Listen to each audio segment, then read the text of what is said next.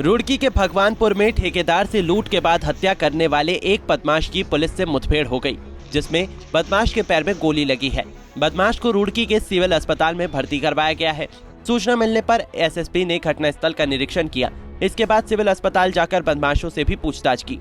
बीते कुछ दिन पहले बदमाशों ने भगवानपुर के सिकंदरपुर स्थित केजरीवाल कंपनी के लेबर ठेकेदार पर लूट के बाद चाकुओं से हमला कर दिया था।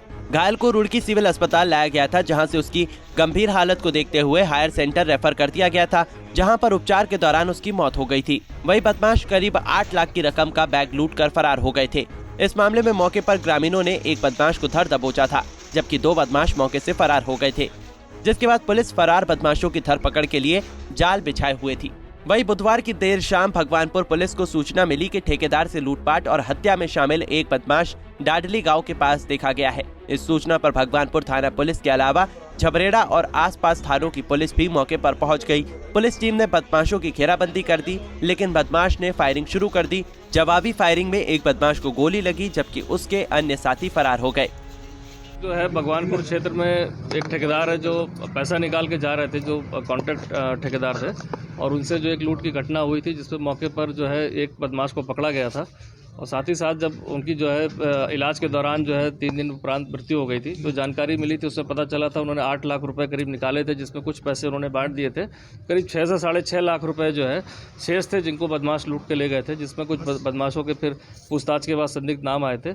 चूँकि इन बदमाशों के बारे में जो जानकारी मिली थी, उसमें हमारी टीमें लगी थी और हमारे बहुत सारे मुखबिर तंत्र भी लगाए गए थे। ये सूचना मिली थी कि आज इधर अन्यत्र कार के किसी कारण आने की सूचना प्राप्त हुई थी, जिस पर हमारी एसओजी हरिद्वार और रुड़की जो सीआईयू की टीम है वो और थाना भगवानपुर की पुलिस और सभी को चेकिंग के लिए अलर्ट किया गया था। इस सूचना पर जो है डाडली और जो माहेश्वरी गाँव है वहाँ पर जो है इसको रोकने का प्रयास किया गया, जो सूचना के आधार पर, और ये इसके बाद जो मुठभेड़ हुई थी, जिसमें इसके पैर में गोली लगी है।